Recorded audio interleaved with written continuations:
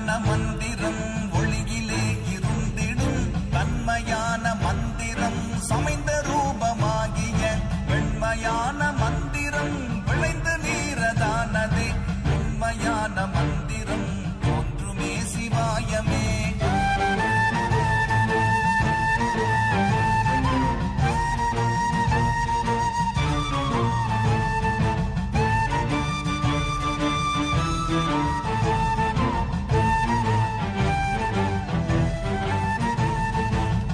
நமச்சிவாயமே உணர்ந்து மெய் உணர்ந்த பின் ஓம் நமச்சிவாயமே உணர்ந்து மெய் தெளிந்த பின் ஓம் நமச்சிவாயமே உணர்ந்து மெய் உணர்ந்த பின் ஓம் நமச்சிவாய